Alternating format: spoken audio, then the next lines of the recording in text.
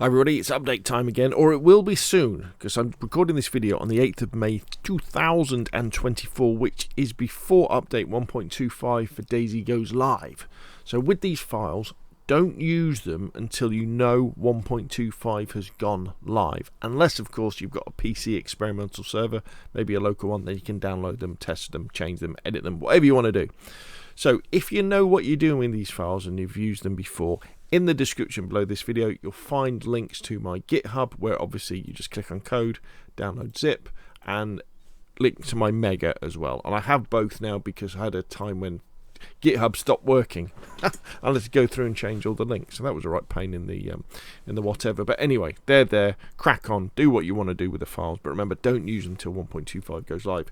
What I'll do next, though, is for people who are new to this, who are thinking, ooh, Chernarus boosted loot, that sounds interesting. I'm going to tell you a little bit about what these files do, and then we're going to tell you, or I'm going to tell you, not the royal we, going to tell you how to install them, because it's very easy, it's all free.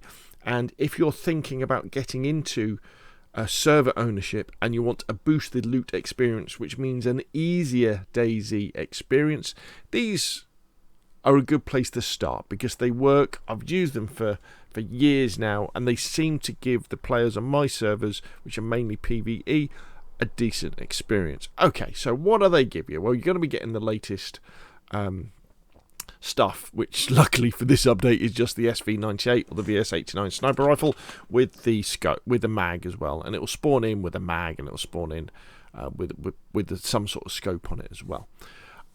There is in the I'm going to say the wrong place now. Is it Novi support? In Novi support there is a truck that's complete and ready to go. You just need to put the diesel in it from the back, that's got a load of weapons in. I call this the trader truck, and the idea is you can use it, someone can use it as a trader for driving around should you want. If you know what you're doing, you can always go into the events and disable it. Up at the ski run, right in the west of the map, there's another event truck, which I call it's the party truck, because it's full of party stuff. And again, someone can go up there and then drive it around and have a party. There's fireworks and different stuff like that. All the other trucks that spawn in have got building stuff in them, and there's lots of them. So if you want to build, just find one of the trucks. They spawn in the normal places. Put the diesel in it, drive it off somewhere, and there's all the tools and equipment you need to start building a nice base.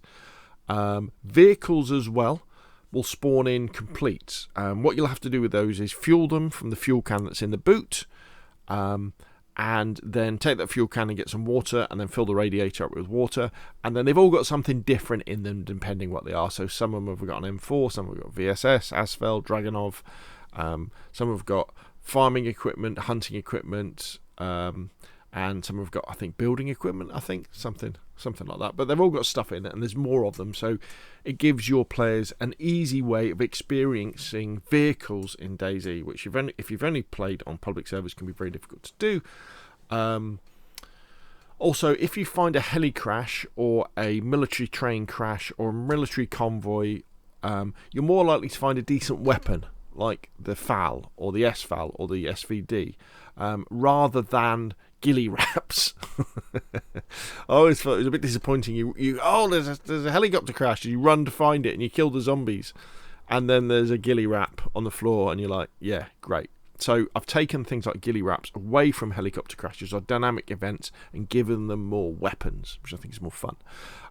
There's things like more duct tape, more NBC stuff, more knives, more ammo, more food, more wire, more night vision, more medical supplies, all that sort of stuff. And there's some surprises as well. So pumpkin helms, the weed, the alcohol cigs. Some of it won't work. Some of it will probably disappear as soon as it spawns in. For example, the Easter egg probably doesn't work if you find them. It depends if they've turned it on in the game files. But generally, everything's easy to do. There are no files that change your spawn loadout as well. These files don't include that, because I think that's taking it to the next level. You spawn in with the vanilla spawn stuff, a bandage, a piece of fruit, and a chem light, I think it is, isn't it?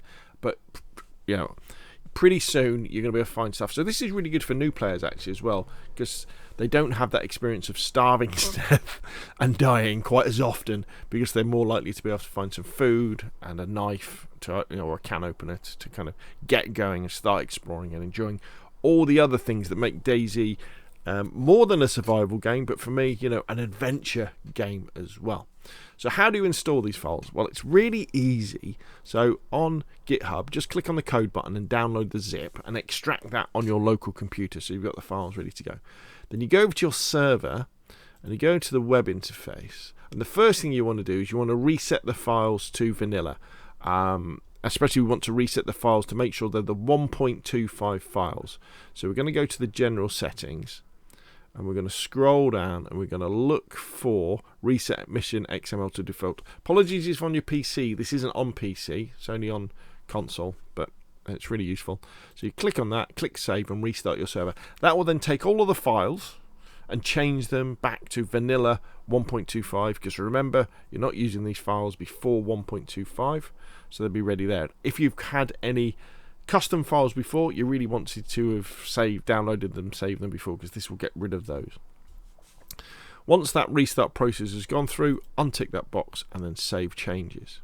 Then we just need to go to the file browser, and what you're looking for is the missions folder. So PS missions on a PlayStation server, XB missions on an Xbox server, missions on a PC server, and then you're looking for the Chernarus folder. If it says Enoch as well, that's for Livonia, but this is, remember, these are Chernarus files.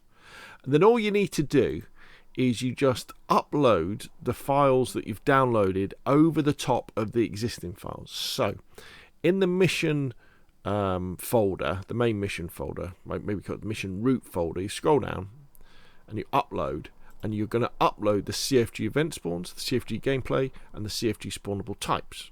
They're all going to upload to that one. Then you're going to head on over to the DB folder or the DB directory, and you're going to click on upload, and you're going to upload to there. You're going to upload to there the events, the globals, the messages, and the types.xml. And then all you got to do is you're just going to restart your server, and the new stuff will start to spawn in. Now remember, if your server has been running previously on vanilla or some sort of modded situation, those previous items that will already be there on the server, because we haven't done a wipe, they're going to have to naturally cycle through. So things like, say, cars have been spawning in incomplete, they're going to have to naturally cycle through, and that depends on how busy your server is. If you have a server with nobody on it, the server is asleep all the time, and this central loot economy loot recycling process won't work. It only works when people are on the server. And when people are on the server, this process will start.